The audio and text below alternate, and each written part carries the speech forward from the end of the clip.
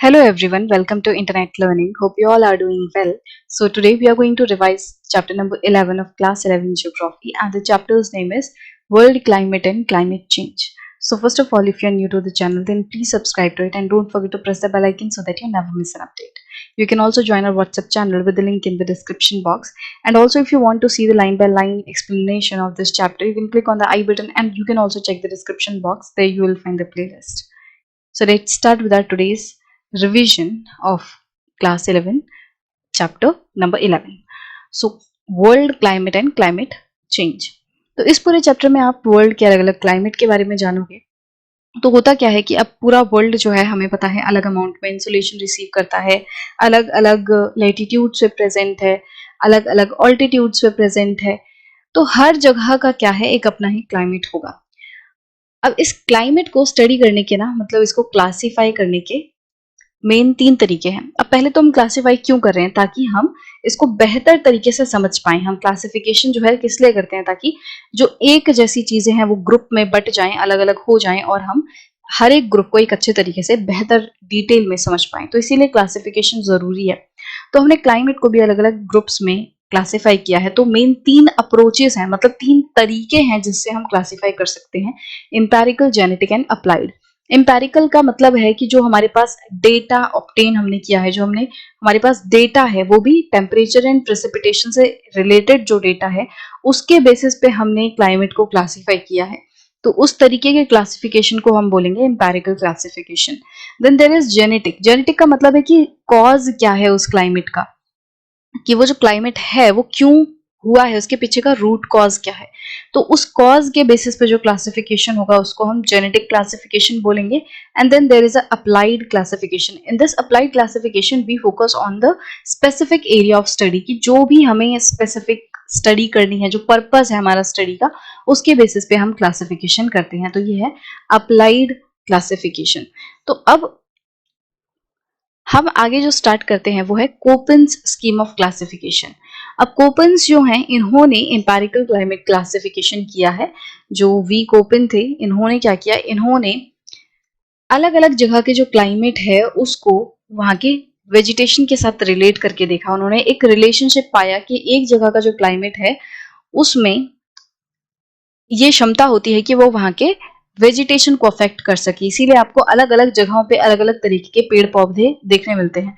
जहां गर्मी बहुत ज्यादा है, जहां सूखा बहुत ज्यादा है, वहां आपको उसके हिसाब से जो वेजिटेशन है वो दिखेगी। जहां सर्दी बहुत ज्यादा है वहां सर्दी के हिसाब से वेजिटेशन मिलेगी।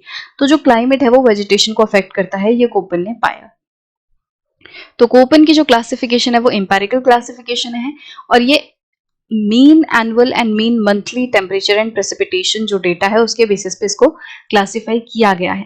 तो कोपेन ने जो क्लासिफिकेशन है वो शो करने के लिए कुछ लेटर्स का इस्तेमाल किया है। तो जो अल्फाबेट में लेटर्स हैं तो उनको कैपिटल एंड स्मॉल लेटर्स का इस्तेमाल किया है अलग अलग ग्रुप्स को डेजिग्नेट करने के लिए।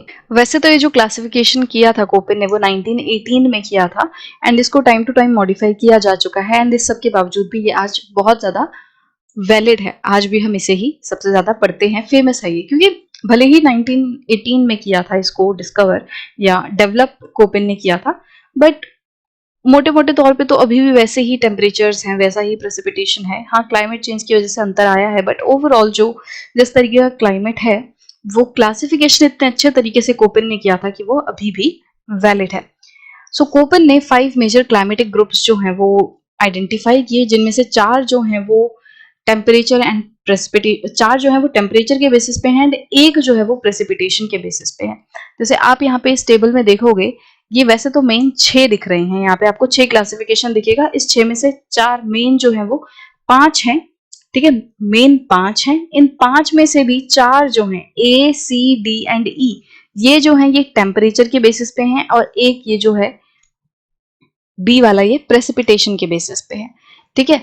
और हम यूं भी कह सकते हैं कि ए, सी, डी एंड ई, ये 4 जो हैं ये ह्यूमिड टेम्परेचर से, ह्यूमिड क्लाइमेट से रिलेटेड बातें करते हैं, एंड बी जो है वो ड्राई क्लाइमेट से रिलेटेड क्लासिफिकेशन है।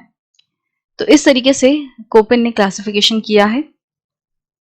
ये जो क्लाइमेटिक ग्रुप्स हैं इनको आगे सब कैटेगरीज में डिवाइड किया है, उसमें स्मॉल लेटर्स का इस्तेमाल किया है। जैसे आप इस टेबल में देखोगे, ये वाली जो टेबल है, तो एक तो ये मेन ग्रुप है A B C D E G E and H, sorry, तो A B C D E H एक तो ये क्लासिफिकेशन है, और फिर इसका आप देखोगे सब क्लासिफिकेशन तो यहाँ स्मॉल लेटर्स का भी इस्तेमाल किया गया है, F M W H, ये इस तरीके से इनका यूज किया गया है। तो अगर इनकी हम बात करें तो क्या क्या मतलब है, जो कैपिटल वाले हैं उनका मतलब एक बार देख लेते हैं। तो ए, कैपिटल ए का मतलब है ट्रॉपिक, ये वो सारे एरियाज हैं जहाँ पे जो एवरेज टेम्परेचर है कोल्डेस्ट मंथ का वो 18 डिग्री सेल्सियस या उससे ज्यादा होता है। बी फॉर ड्राई क्लाइमेट, इसमें जो पोटेंशियल एवोपोरेशन है वो एक्सीड करती है प्रेसिपिटेशन से, मतलब कि एवोपोरेशन ज्यादा हो रही है, प्रेसिपिटेशन कम हो रही है, पानी उड़ ज्यादा रहा है, बारिश कम आ रही है। सी है टेम्परेट, वार्म टेम्परेट, मतलब कि यहाँ पे जो कोल्डेस्ट मंथ का जो टेम्परेचर है, पहली बात तो ये मिड लैटिट्यूड की बात हो रही है, टेम्परेट रीजन मतलब मिड लैटिट्यूड, मिड लैटिट्यूड मतलब बिटवीन 23.5 डिग्री टू 66.5। तो जो हमारे ट्रॉपिक्स हैं, tropic of Cancer, tropic of Capricorn, उससे लेकर जो हमारे आर्कटिक सर्कल या एंटार्क्टिक सर्कल है उसके बीच का जो एरिया है उसे हम मिड लैटिट्यूड कहते हैं। तो अब इन मिड लैटिट्यूड के बीच का एरिया है, और वो भी उसका टेम्परेचर कैसा है, कोल्डेस्ट मंथ का सबसे ठंडे महीने का टेम्परेचर जो है वो -3 टू 18 डिग्री सेल्सियस है, मतलब -3 से लेके पॉजिटिव 18 डिग्री सेल्सियस के बीच में टेम्परेचर रहता है। उसके बाद डी है, डी मतलब कोल्ड स्नो फॉरेस्ट क्लाइमेट है। ये क्लाइमेट कैसा है, इसमें एवरेज कोल्डेस्ट मंथ का टेम्परेचर जो है वो -3 डिग्री या उससे भी कम रहता है, बहुत ठंडा इलाका है।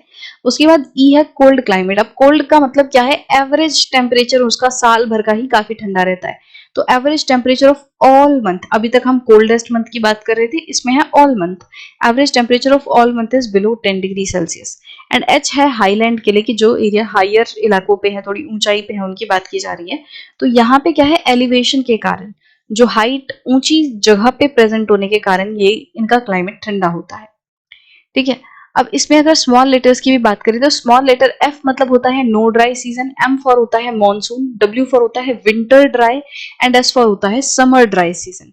ठीक है, फिर यहाँ पे इसी तरीके से small A B C and D use किया गया है, ये degree and severity of temperature को दिखाने के लिए यूज किया है।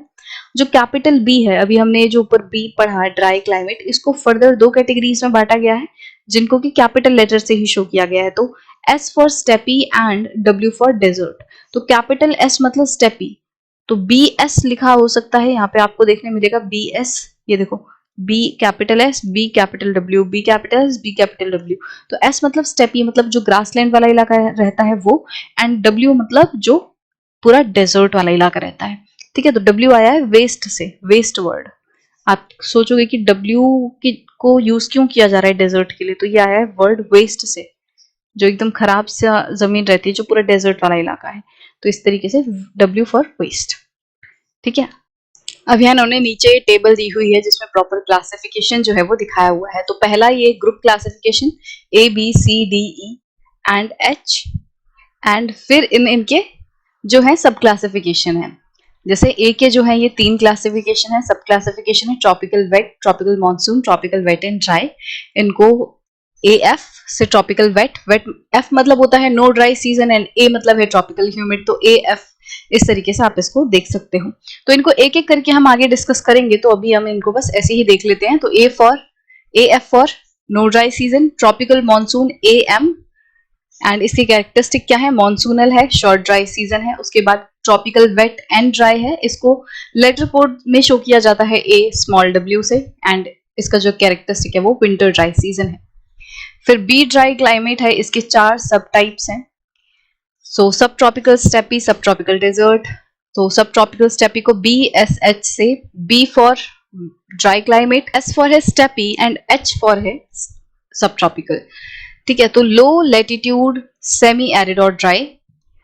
फिर यहाँ पे सब ट्रॉपिकल डेजर्ट, तो फिर अगेन बी फॉर है ड्राई, डब्ल्यू फॉर है डेजर्ट, एंड एच फॉर है सब ट्रॉपिकल। तो B W H low latitude arid और ड्राई क्लाइमेट है यहाँ पे। फिर मिड लैटिट्यूड, यहाँ पे मिड लैटिट्यूड के से डिनोट किया गया है, तो बी एस के मिड लैटिट्यूड सेमी एरिड और ड्राई। मिड लैटिट्यूड डेजर्ट, तो यहाँ पे डब्ल्यू आ जाएगा, तो बी डब्ल्यू के मिड लैटिट्यूड एरिड और ड्राई। ठीक है, उसके बाद सी वार्म टेम्परेचर है, सी वार्म टेम्परेट क्लाइमेट। ये 3 सब क्लासिफिकेशन है। ह्यूमिड सब ट्रॉपिकल जिसको CFA से शो किया जाता है, इसके कैरेक्टरिस्टिक हैं no dry season warm summer. Then Mediterranean जिसको CS स्मॉल s से शो किया जाता है, इसका है dry hot summer. Marine west coast CFB no dry season warm and cool summer. Then D है cold snow forest climates. So humid continental and subarctic, इसके 2 classification है। Humid continental DF से show किया जाता है, no dry season severe winter, बहुत सर्दी रहती है पर एंड कोई ड्राई सीजन नहीं है तो वेट विंटर आप कह सकते हो।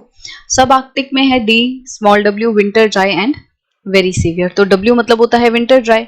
सो E कोल्ड क्लाइमेट है tundra and polar ice cap, इसके 2 क्लासिफिकेशन है। ET है वही टुंड्रा वाला, तो इसका जो कैरेक्टरिस्टिक है वो है no true summer. Polar ice cap EF perennial ice, तो इसमें क्या होता है, ये जो EF है इसमें हमेशा आइस रहती है, पूरा फ्रोजन इलाका रहता है साल भर। H फॉर हाईलैंड, मतलब ये ऐसे इलाके हैं जो हाई लेवल पे हैं, तो हाईलैंड विद स्नो कवर, जो ऊंचाई पे इलाके हैं और जो स्नो से कवर हैं उनका क्लाइमेट को दर्शाने के लिए, उनके क्लाइमेट को दर्शाने के लिए ये H वाला कोड यूज किया गया है। अब इनको थोड़ा डिटेल में डिस्कस कर लेते हैं। Group A tropical humid climates. तो ट्रॉपिकल ह्यूमिड क्लाइमेट जो है वो tropic of Cancer and tropic of Capricorn के बीच में एग्जिस्ट करते हैं। यहाँ पे सन की जो रेज है वो एकदम ओवरहेड होती हैं, वो भी साल भर यहाँ पे काफी ज्यादा जो सूरज की किरणें हैं वो डायरेक्ट एंगल से आती हैं, 90 डिग्री के एंगल से आती हैं, तो गर्मी बहुत ज्यादा रहती है। इंटर ट्रॉपिकल कन्वर्जेंस जोन यहाँ पे रहता है। तो इन सभी कारणों की वजह से, मतलब सन डायरेक्ट ओवरहेड रहता है, इंटरट्रॉपिकल कन्वर्जेंस जोन बनता है, इसकी वजह से यहाँ का जो क्लाइमेट है काफी हॉट एंड ह्यूमिड रहता है, मतलब नमी वाला भी रहता है।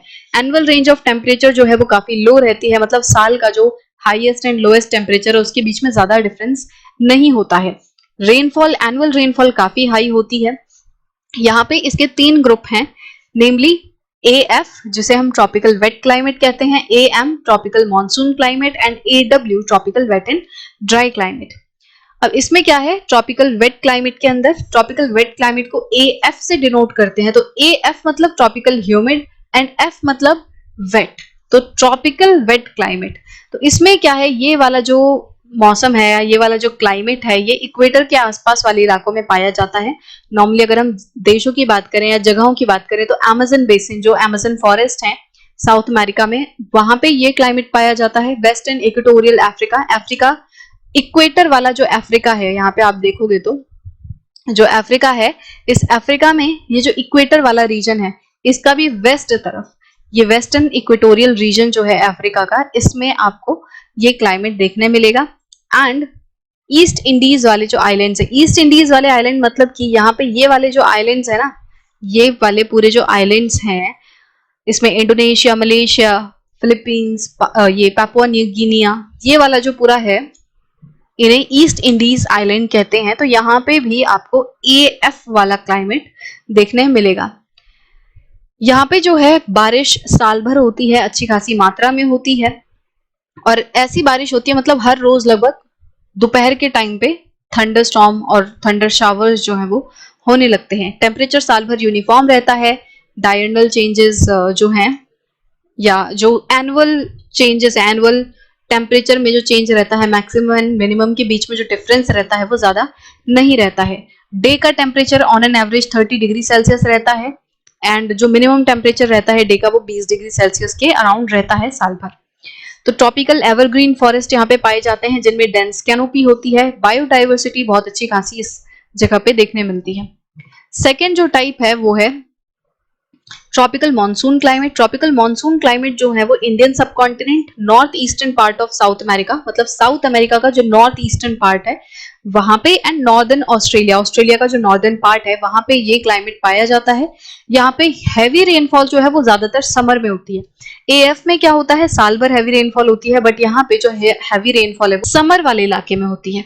ठीक है, मतलब यहाँ पे हैवी रेनफॉल पूरे साल भर नहीं होगी, समर वाले टाइम में हैवी रेनफॉल होगी, विंटर ड्राई रहेंगी। इस क्लाइमेट के बारे में आपको आपकी इंडिया फिजिकल एनवायरनमेंट बुक में डिटेल में दिया हुआ है।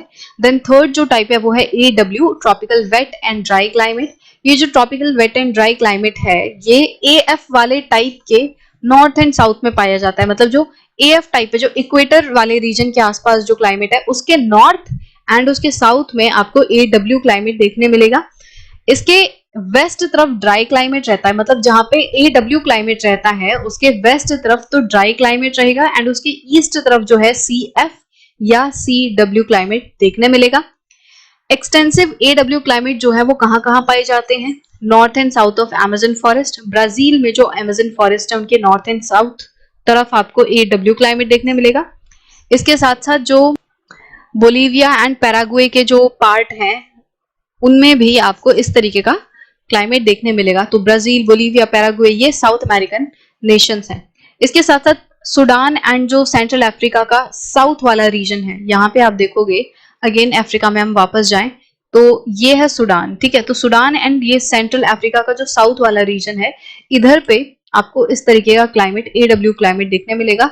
एनुअल रेनफॉल यहाँ पे काफी कम होती है बाकियों के मुकाबले, मतलब जो आपने बाकी दो कैटेगरीज देखी, A F and A M जो कैटेगरी हमने देखी, इसके मुकाबले ए डब्ल्यू में जो बारिश है वो काफी कम होती है।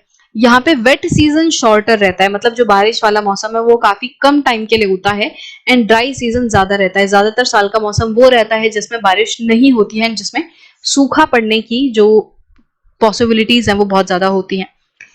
टेम्परेचर जो है वो पूरे साल भर लगभग हाई रहता है, एंड जो डायरनल रेंज है, मतलब एक दिन के अंदर जो मैक्सिमम एंड मिनिमम टेम्परेचर है उसमें ज्यादा डिफरेंस नहीं रहता है, ठीक है। ज्यादा डिफरेंस वेट वाले सीजन में नहीं रहता है, कि जो वेट वाले सीजन है, जो गीला सीजन है, बारिश वाला मौसम है, उसमें डायरनल रेंज ज्यादा नहीं होगी, मतलब कि दिन में जो हाईएस्ट एंड लोएस्ट टेम्परेचर है वो ज्यादा नहीं होगा, बट जो ड्राई सीजन है उसमें डायरनल रेंजेस ज्यादा होगी। डेसिडियस फॉरेस्ट यहाँ पे देखने मिलते हैं, एंड इसके साथ साथ ट्री श्रेडेड ग्रासलैंड देखने मिलते हैं। मतलब यहाँ पे क्योंकि साल भर बारिश नहीं होती है तो एवरग्रीन फॉरेस्ट तो नहीं देखने मिलेंगे। तो कैसे फॉरेस्ट रहते हैं? Deciduous forest. डेसिडियस मतलब ऐसे फॉरेस्ट जो कि अपने पत्ते को झाड़ देते हैं, ठीक है। ग्रासलैंड देखने मिलेगी क्योंकि यहाँ पे ड्राई सीजन ज्यादा है, तो यहाँ पे बहुत घने घने बड़े बड़े पेड़ आपको कम देखने मिल सकते हैं, यहाँ पे ग्रासलैंड ज्यादा देखने मिल सकता है। तो ये जो कैटेगरीज थी यहाँ पे ग्रुप ए की थी। तो ए है ट्रॉपिकल ह्यूमिड क्लाइमेट, इसकी तीन कैटेगरी हैं, tropical wet climate A F, tropical monsoon climate A M, tropical wet and dry A W. Next है ड्राई क्लाइमेट। तो ड्राई क्लाइमेट्स को हम बी से डिनोट करते हैं, कैपिटल बी से। ये किस तरीके का क्लाइमेट है? ये ऐसा क्लाइमेट है जहाँ पे बहुत ज्यादा रेनफॉल नहीं होती है, वेरी वेरी लो रेनफॉल आपको देखने मिलेगी, और इतनी कम रेनफॉल होती है कि यहाँ पे प्लांट्स वगैरह जो है उनकी ग्रोथ सही से नहीं हो पाती है। अब इस तरीके का जो क्लाइमेट है ये हमारे अर्थ के बहुत बड़े हिस्से को कवर करता है, 15 डिग्री से लेकर 60 डिग्री नॉर्थ एंड साउथ दोनों ही तरफ आपको इस तरीके का क्लाइमेट देखने मिलेगा। जो लो लैटिट्यूड्स है, मतलब 15 टू 30 डिग्री वाला जो एक्सटेंट है, यहाँ पे ये क्यों होते हैं? ये सब ट्रॉपिकल हाई वाले रीजन्स में होते हैं, क्योंकि यहाँ पे आपको देखने मिलेगा, जब हमने एटमॉस्फेरिक सर्कुलेशन वाला चैप्टर पढ़ा था तो उसमें हमने देखा था कि 30 डिग्री के आसपास क्या होता है, हाई प्रेशर एरिया होता है, ऊपर से एयर जो है वो सबसाइड कर रही होती है, तो इसकी वजह से यहाँ पे बारिश वगैरह नहीं होती और ड्राई एरिया रहता है। प्लस वेस्टर्न मार्जिन पे क्या होता है, यहाँ पे कोल्ड करंट चल रहा होता है, ओशंस के अंदर जो कोल्ड करंट है वो चलता है, जिसकी वजह से क्या होता है, यहाँ पे ज्यादा बारिश वगैरह नहीं होती है, ड्राई क्लाइमेट रहता है। जैसे आप यहाँ पे देखोगे, ये ओशन करंट का मैप है, इसमें आप देखोगे कि ये जो 30 डिग्री एंड 15 डिग्री के बीच वाला जो एरिया है, अगर इसको मैं हाईलाइट करूं तो ये वाला जो पूरा एरिया है इसके आसपास एंड नीचे भी इसके आसपास, मतलब ट्रॉपिक ऑफ कैप्रिकॉर्न के आसपास, तो ये वाला जो एरिया है इसमें आपको देखने मिलेगा वेस्टर्न मार्जिन पे कोल्ड करंट्स हैं। ये देखो, वेस्ट इन कॉन्टिनेंट्स के वेस्ट तरफ ये क्या है, ये कोल्ड करंट्स हैं। ये कोल्ड करंट्स क्या करते हैं, ये यहाँ के माहौल को बहुत ज्यादा ठंडा करते हैं, यहाँ पे हाई प्रेशर बना के रखते हैं, जिसकी वजह से यहाँ पे बारिश वगैरह नहीं होती है। और अगर बारिश नहीं होगी तो क्या होगा, इधर पे बहुत ही ज्यादा रूखा क्लाइमेट रहेगा, ड्राई क्लाइमेट रहेगा। तो हमने देखा कि 15 टू 30 डिग्री के बीच में क्या हो रहा है, यहाँ पे सबसिडेंस हो रहा है, प्लस जो वेस्टर्न मार्जिन है वहां पे कोल्ड करंट्स चल रहे हैं, जिसकी वजह से जो वेस्टर्न कोस्टल इलाका है वहां पे काफी ज्यादा ड्राइनेस रहती है, काफी ज्यादा डेजर्ट आपको देखने मिलेंगे। तो स्पेसिफिकली जो साउथ अमेरिका का वेस्टर्न कोस्ट है वहां पे बहुत ज्यादा ड्राई एरिया है, वहां पे एटाकामा डेजर्ट भी आपको देखने मिलेगा। दे extend more equator words and अगर ऑन द कोस्टल लाइन्स, तो यहाँ पे जैसे सदर्न अमेरिका है, वहां पे क्या होता है, वहां पे कोस्टल वाले इलाके में क्योंकि वो कोल्ड करंट के पास है तो उसकी वजह से इवन इक्वेटर वाले एरिया तक भी ड्राइनेस देखने मिलेगी। इधर पे आप देखोगे तो ये वाला जो एरिया है इसकी बात की जा रही है, इधर पे आपको ये कोल्ड करंट देखने मिलेगा, तो यहाँ पे काफी ज्यादा कोस्टल वाला जो इलाका है वो ड्राई रहेगा। उसके बाद जो 35 to 60 degree north and south वाले जो लैटिट्यूड्स हैं, इधर पे क्या होता है, इधर पे कोस्टल जगहों पे इतना ज्यादा ड्राइनेस नहीं होती, बल्कि जो इंटीरियर होता है कॉन्टिनेंट का, जो इंटीरियर वाला पार्ट है समुद्र से दूर अंदर की तरफ वाला जो पार्ट है, वहां पे काफी ज्यादा ड्राइनेस रहती है, क्योंकि मैरीटाइम ह्यूमिड विंड्स जो हैं, मतलब समुद्र से चलने वाली जो नमी वाली हवाएं हैं वो यहाँ तक अंदर तक नहीं पहुंच पाती, जिस वजह से यहाँ पे बारिश नहीं होती। प्लस अगर इन जगहों के आसपास माउंटेन है तो माउंटेन से टकरा के भी सारी बारिश एक तरफ हो जाती है, और दूसरा जो एरिया है जो लीवर्ड साइड है वहां पे ड्राइनेस रहती है। तो इस ड्राई क्लाइमेट को आगे हमने स्टेपी एंड डेजर्ट में क्लासिफाई किया है। स्टेपी को कैपिटल एस एंड डेजर्ट को कैपिटल डब्ल्यू से शो करते हैं। अब इसमें क्या है, इनको भी हमने फर्दर, मतलब स्टेपी को एंड डेजर्ट को भी हमने आगे फर्दर दो कैटेगरीज में डिवाइड किया है। तो स्टेपी में आपको दो तरीके की स्टेपी दिख जाएंगी, सब tropical and mid latitude steppe, and जो डेजर्ट है उसमें भी आपको दो तरीके के डेजर्ट दिख जाएंगे, subtropical and mid latitude desert. तो ये इस तरीके से चार classification in total dry climate के बनते हैं। आपके इस बुक में क्या है, सब ट्रॉपिकल स्टेपी एंड सब ट्रॉपिकल डेजर्ट को डिस्कस किया हुआ है। तो ये जो सब ट्रॉपिकल डेजर्ट एंड सब ट्रॉपिकल स्टेपी है, यहाँ पे लगभग कॉमन प्रेसिपिटेशन टेम्परेचर कैरेक्टरिस्टिक्स हैं, बट फिर भी कुछ डिफरेंसेस हैं। ये ट्रांजिशन जोन में लोकेट करते हैं, मतलब जो ह्यूमिड एंड ड्राई क्लाइमेट्स हैं, जो ह्यूमिड एंड ड्राई क्लाइमेट्स हैं उनके बीच का जो एरिया है वहां पे ये सब ट्रॉपिकल स्टेपी एंड सब ट्रॉपिकल डेजर्ट वाला क्लाइमेट देखने मिलेगा, क्योंकि वो ऐसा एरिया रहता है जहां पे ह्यूमिड से जो क्लाइमेट है वो ड्राई की तरफ जा रहा होता है, तो इसीलिए ये ट्रांजिशन जोन में दिखाई देंगे। जो स्टेपी है, सब ट्रॉपिकल स्टेपी है, वो थोड़ी सी ज्यादा रेनफॉल रिसीव करती है डेजर्ट के मुकाबले। स्टेपी में लगभग इतनी बारिश हो जाती है कि यहाँ ग्रासलैंड आराम से बन जाते हैं। स्टेपी का मतलब ही ग्रासलैंड भी होता है, मतलब काफी सारी जगहों पे ग्रासलैंड के लिए स्टेपी वर्ड का यूज किया जाता है। तो यहाँ पे स्टेपी से आप समझ सकते हो इतनी बारिश यहाँ पे हो जाती है जहाँ थोड़ी बहुत ग्रासलैंड यहाँ पे बन जाते हैं। रेनफॉल जो है दोनों ही क्लाइमेट में, मतलब कि सब ट्रॉपिकल डेजर्ट में भी सब ट्रॉपिकल स्टेपी में भी काफी ज्यादा वेरिएबल है, मतलब कि फिक्स नहीं है, ऐसा नहीं है कि हर बार इतनी ही बारिश आएगी, कभी कम कभी ज्यादा रहती है। और इस वेरिएबिलिटी का असर ज्यादातर स्टेपी पे पड़ता है। स्टेपी पे क्या होता है कि जब बारिश बहुत कम होती है तो उसकी वजह से फेमीन आ जाता है, लोग भूखे मरते हैं, जो अनाज वगैरह है वो ज्यादा नहीं उग पाता है। ठीक है, तो लाइफ पे ज्यादा असर पड़ता है स्टेपी वाले इलाके में वेरिएबिलिटी की वजह से। डेजर्ट की बात करें तो डेजर्ट वाले इलाके में रेन जो है वो बहुत कम टाइम के लिए आती है, पर इंटेंस थंडर शावर्स की फॉर्म में आती है, मतलब कुछ मान लो 10-15 मिनट की रेन हुई पर बहुत ज्यादा तेजी से हुई। अब ऐसे में क्या होता है कि जो बारिश है वो मॉइस्चर रिटेन नहीं होने देती, बहुत तेजी से बारिश आती है, वो बारिश का पानी फ्लड की तरह बह के आगे बढ़ जाता है, पर सॉइल मॉइस्चर रिटेन नहीं कर पाती। जब धीरे धीरे काफी देर तक बारिश हो तो सॉइल में मॉइस्चर अच्छे से घुसेगा, बट यहाँ क्या होता है थोड़े टाइम के लिए तेजी से बारिश होती है और पानी सारा बह के चला जाता है।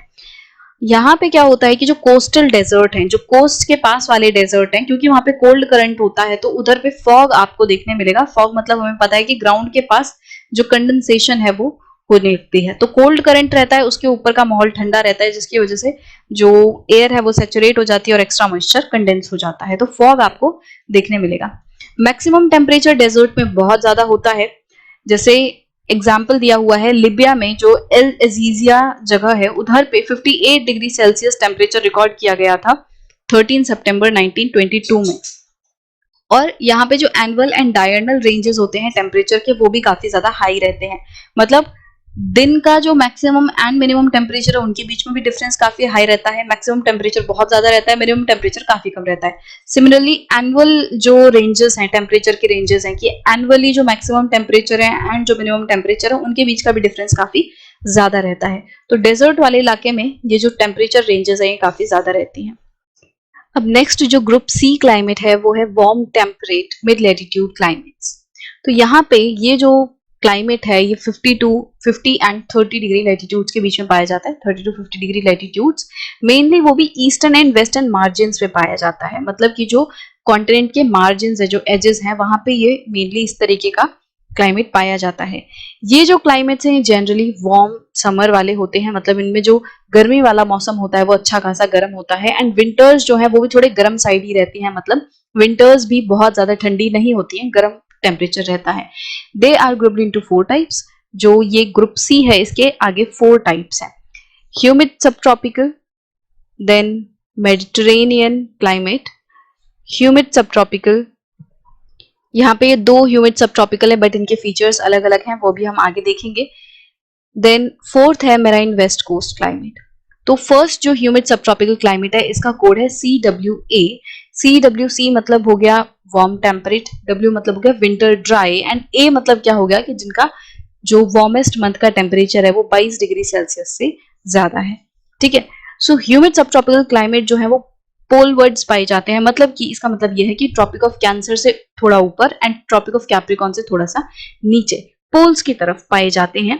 मेनली अगर हम बात करें नॉर्थ इंडियन प्लेन्स में, पोल्स की तरफ का मतलब ये है कि अगर आप tropic of Cancer and Capricorn से पोल की तरफ आगे बढ़ोगे, उस डायरेक्शन में आगे बढ़ोगे, तो आपको ये क्लाइमेट देखने मिलेगा। ठीक है, पोल्स पे ये क्लाइमेट नहीं है।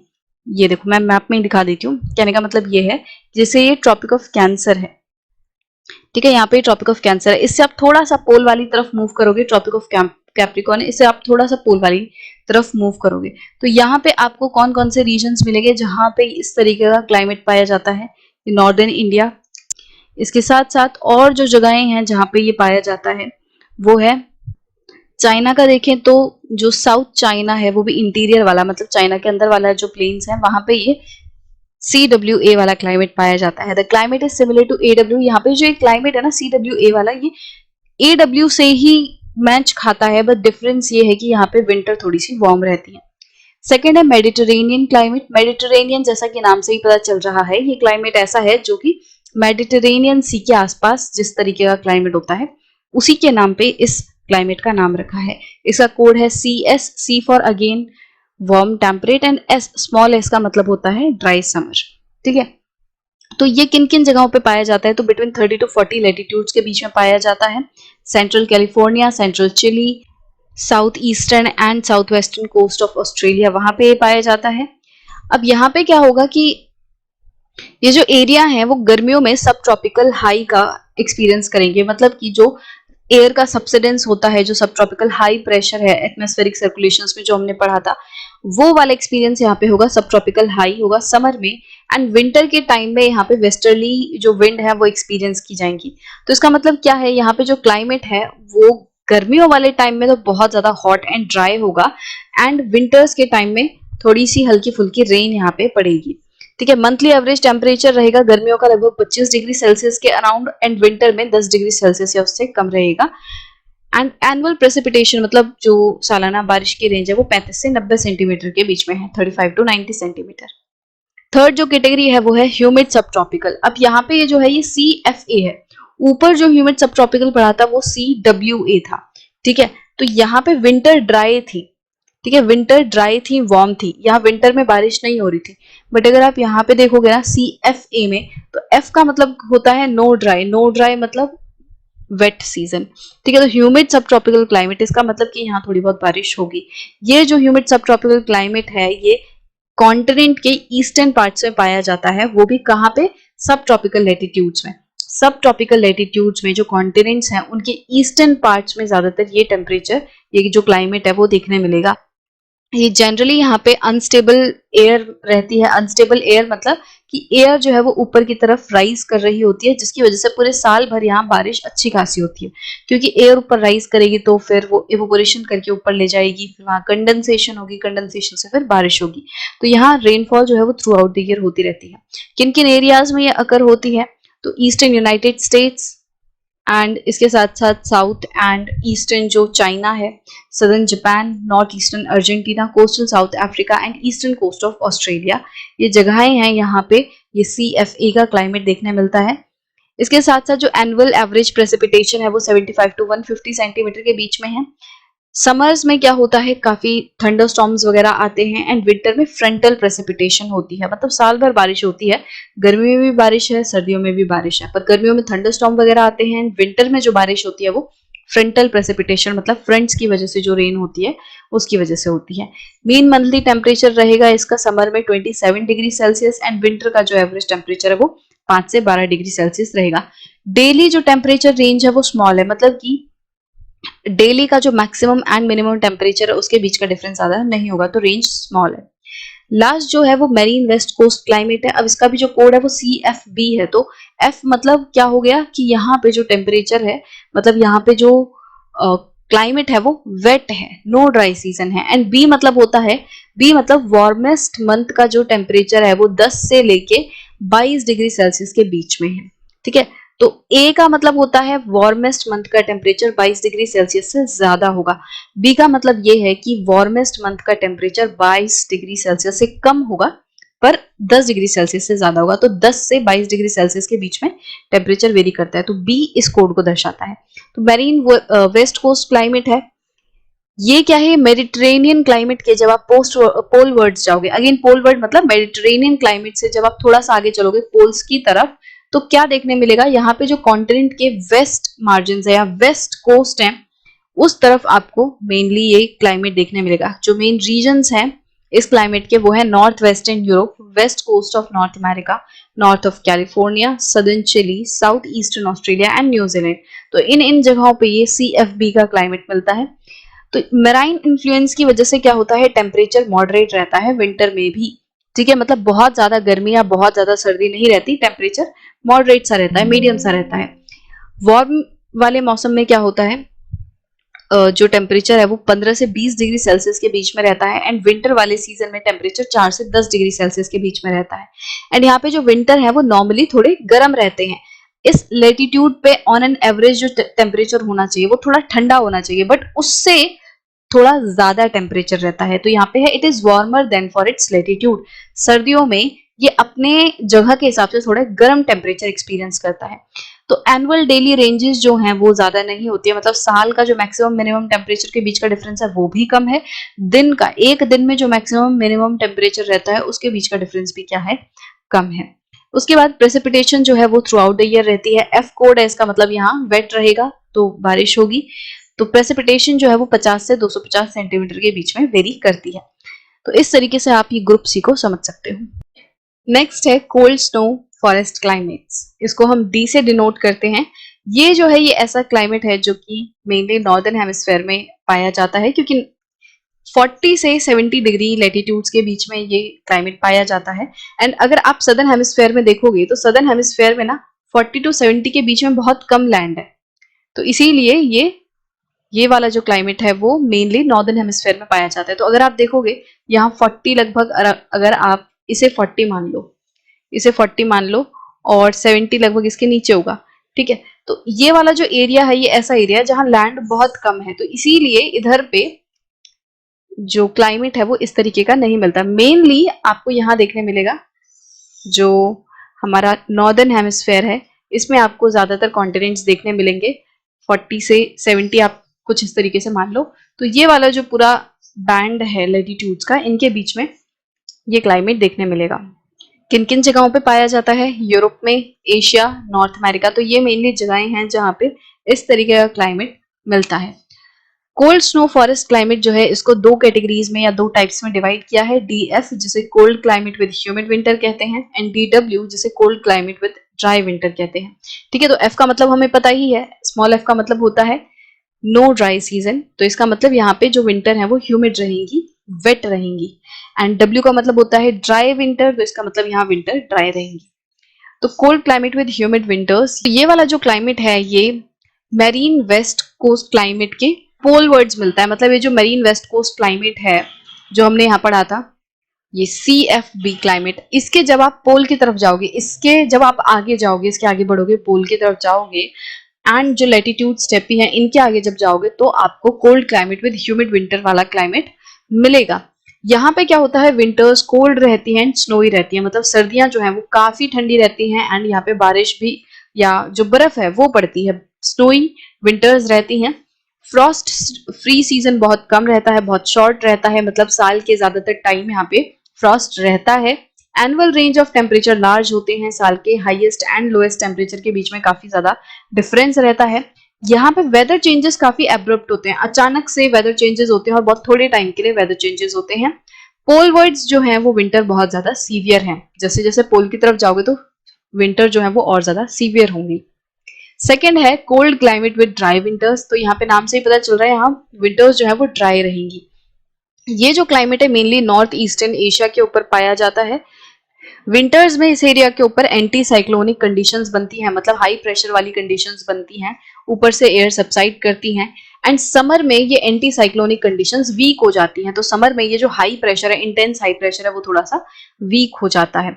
तो monsoon like reversal of wind होता है, जैसे मॉनसून के टाइम में क्या होता है, विंड्स रिवर्स होती हैं, इसी तरीके से यहाँ पे भी इस जब विंटर एंड समर से जब चेंज होगा तो आपको क्या देखने मिलेगा कि विंटर में एक डायरेक्शन में हवाएं चलेंगी एंड समर में उसके अपोजिट जो रिवर्सल है विंड्स का वो हो जाएगा, क्योंकि एंटी साइक्लोन जो है वो कंडीशन वीक हो जाएगी समर में। पोल वर्ड्स जो समर टेम्परेचर है वो काफी कम रहता है, मतलब जैसे जैसे आप पोल की तरफ जाओगे तो समर वाला टेम्परेचर भी कम रहता है, ठंडा रहता है, एंड विंटर में तो और ज्यादा ठंडा रहता है, एक्सट्रीमली लो टेम्परेचर हो जाता है सर्दियों में, इतना ज्यादा कम हो जाता है कि बहुत सारी जगहें जो हैं वो सर्दियों में बिलो फ्रीजिंग पॉइंट का टेम्परेचर एक्सपीरियंस करती हैं, 0 डिग्री से कम का टेम्परेचर एक्सपीरियंस करती हैं, वो भी साल के लगभग 7 महीनों के लिए। तो इतनी ज्यादा सर्दी जो है वो पड़ती है। प्रेसिपिटेशन जो होती है वो थोड़ी बहुत समर वाले टाइम में ही होती है और काफी कम प्रेसिपिटेशन होती है, 12 से लेके 15 सेंटीमीटर तक की प्रेसिपिटेशन यहाँ पे होती है। नेक्स्ट जो हमारा ग्रुप है वो है पोलर क्लाइमेट्स का, जिसको ई कोड से डिनोट किया जाता है। पोलर क्लाइमेट जो है ये पोल वर्ड एग्जिस्ट करता है, इसके नाम से ही आपको पता चल रहा होगा, मतलब पोल्स के बहुत ज्यादा जो पास वाला इलाका है 70 डिग्री लेटीट्यूड्स के आगे पोल्स की तरफ जो इलाका है वहां पे पोलर क्लाइमेट होता है। इसके दो टाइप होते हैं, टुंड्रा जिसे ईटी से शो किया जाता है एंड आइस कैप जिसे ईएफ, दोनों ही कैपिटल लेटर्स हैं, सो ईटी एंड ईएफ ये इनके कोडिंग्स हैं टुंड्रा एंड आइस कैप के। सो टुंड्रा क्लाइमेट अगर आपने पिछली क्लासेस में वेजिटेशंस को अच्छे से पढ़ा होगा तो आपने एक टाइप ऑफ वेजिटेशन पढ़ी होगी, टुंड्रा वेजिटेशन। तो यहाँ पे जो टुंड्रा क्लाइमेट है इसको टुंड्रा टाइप ऑफ वेजिटेशन से नाम मिला है, क्योंकि ये जो एरिया है जहाँ पे ये पूरा क्लाइमेट जिसकी हम बात कर रहे हैं यहाँ पे टुंड्रा वेजिटेशन होती है और इसीलिए इस क्लाइमेट का नाम क्या पड़ गया, टुंड्रा क्लाइमेट, ऐसा क्लाइमेट जहाँ पे टुंड्रा वेजिटेशन होती है। ठीक है, इसे ईटी से शो किया जाता है। जो टुंड्रा वेजिटेशन है वहां पे क्या होता है, जैसे मॉसेस लाइकेंस जो काई होती है वो रहती है, छोटे छोटे फ्लावरिंग प्लांट्स वगैरह वो रहते हैं, कोई बहुत बड़े पौधे वगैरह नहीं रहते हैं, क्योंकि यहाँ पे इतना ज्यादा अवेलेबिलिटी नहीं रहती है ग्रोइंग पीरियड की, ज्यादातर टाइम यहाँ सर्दी रहती है, तो जो गर्मी वाला मौसम रहता है वो शॉर्ट पीरियड के लिए रहता है और उस गर्मी वाले मौसम में ही यहाँ पे ये जो टुंड्रा वेजिटेशन है वो बन पाती है। इसके साथ साथ ये जो रीजन है यहाँ जो जिन जगहों पे टुंड्रा क्लाइमेट पाया जाता है वहाँ परमाफ्रॉस्ट देखने मिलेगा। परमाफ्रॉस्ट क्या होता है, जो सब सॉइल है, मतलब सॉइल के अंदर वाला जो लेयर है वो परमानेंटली फ्रोजन रहता है। शॉर्ट ग्रोइंग सीजन रहता है। वाटर लॉगिंग जो है, मतलब थोड़ा बहुत जो पानी इकट्ठा रहता है उसकी वजह से यहाँ पे ये जो ग्रोथ है टुंड्रा वेजिटेशन की हो पाती है। ज्यादा बड़े बड़े प्लांट्स यहाँ पे नहीं होते। समर्स के टाइम में यहाँ क्या होता है, टुंड्रा रीजन में ज्यादा डे लाइट रिसीव होती है, मतलब जो उजाला है वो ज्यादा देर तक रहता है। आइस कैप क्लाइमेट जो सेकंड टाइप है वो ये वाला ऐसा क्लाइमेट है जो कि interior parts of Greenland and Antarctica में पाया जाता है। ग्रीनलैंड के जो इंटीरियर वाले पार्ट्स हैं उनमें पाया जाता है। अगर आप मैप में देखोगे तो इधर पे ग्रीनलैंड है, ये देखो यहाँ पे ये जो रेड कलर से सर्कल है ये वाला जो एरिया है ये ग्रीनलैंड है और नीचे फिर ये Arctic circle, sorry Antarctic circle. ठीक है, एंटार्क्टिक सर्कल के नीचे वाला आपको ये पूरा एरिया देखने मिलेगा एंटार्क्टिका। तो ये वाला जो पूरा रीजन है यहाँ पे आइस कैप क्लाइमेट देखने मिलेगा। इन एरियाज में जो समर का टेम्परेचर है वो भी बिलो फ्रीजिंग पॉइंट रहता है, मतलब गर्मियों में भी यहाँ बहुत ज्यादा सर्दी पड़ती है, जो टेम्परेचर है वो फ्रीजिंग पॉइंट से भी कम रहता है। इस एरिया में बहुत कम प्रेसिपिटेशन रिसीव होती है। अब होता क्या है, यहाँ जो बारिश, मतलब यहाँ जो बर्फ पड़ती है, बारिश वगैरह यहाँ नहीं होती है, कम होती है, ज्यादातर बर्फ पड़ती है, स्नोफॉल होता है। तो जो स्नोफॉल होती है उसकी वजह से आइस एक्यूमुलेट हो जाती है और उसकी वजह से इकट्ठा होने की वजह से वो फिर प्रेशर क्रिएट करने लगती है, जिससे बर्फ के ऊपर बर्फ के ऊपर बर्फ, ऐसे बहुत सारे लेयर बन जाते हैं और इस तरीके से बहुत बड़े बड़े लेयर बन जाते हैं। जैसे आप इस पिक्चर में देखोगे यहाँ पे, ये देखो कितना बड़ा लेयर जो है वो आइस का बन चुका है। ठीक है, आइस इकट्ठी हो के एकदम इतना बड़ा लेयर जो है वो बन चुका है। तो ऐसे पूरी आइस शीट्स बन जाती हैं, काफी किलोमीटर तक लंबी आइस शीट्स हो सकती हैं, ये लेयर बन जाता है। अब होता क्या है, जब प्रेशर की वजह से किसी पर्टिकुलर जगह पे बहुत प्रेशर पड़ेगा तो वो ब्रेक हो जाएगा वो पार्ट, और इस तरीके से अलग से टूट के बहने लगेगा। तो यहाँ पे ये आइस कैप्स इन जो हैं, जैसे ये पूरा जो इलाका है ये, इसको हम आइस शीट बोलेंगे, आइस कैप बोल सकते हैं। और इन आइस कैप से अलग हो गया ये जो छोटा सा टुकड़ा है, इसे आइसबर्ग बोलते हैं। आइसबर्ग जो है ये इस तरीके से छोटे से आइस के टुकड़े हैं, और ये पानी में फ्लोट करते रहते हैं। ये जो समुद्र का पानी है, यहाँ जो अ, पानी पिघल के, इन बर्फ से पिघल के जो पानी आ रहा है, अब इस पानी में ये आइसबर्ग जो है वो फ्लोट करते रहते हैं। तो इसका एग्जाम्पल दिया हुआ है 79 डिग्री साउथ लेटीट्यूड में एक प्लेट्यू स्टेशन है एंटार्क्टिका में। ये एक्चुअली यूएस का एक रिसर्च स्टेशन है जो कि अभी वैसे बंद हो गया है। तो यहाँ पे जो क्लाइमेट है वो पूरा आपको आइस कैप क्लाइमेट देखने मिलेगा।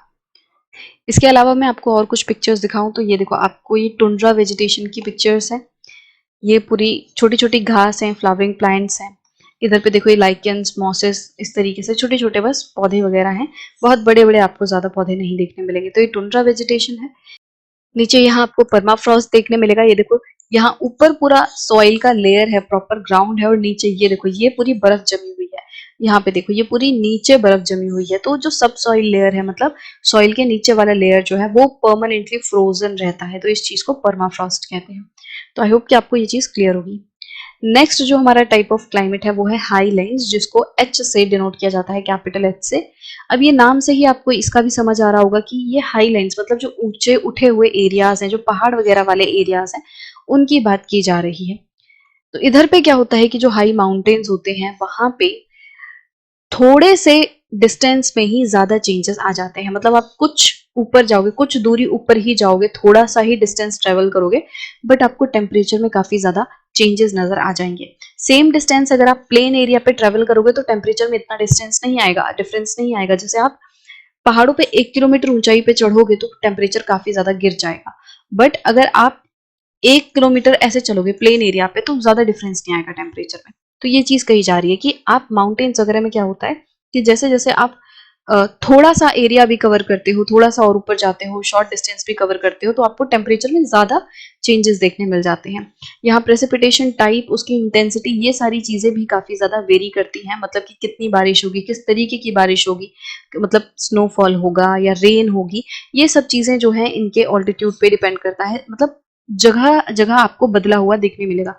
नीचे वाले एरिया में अलग तरीके की प्रेसिपिटेशन हो सकती है, ऊपर वाले एरिया में अलग तरीके की प्रेसिपिटेशन हो सकती है।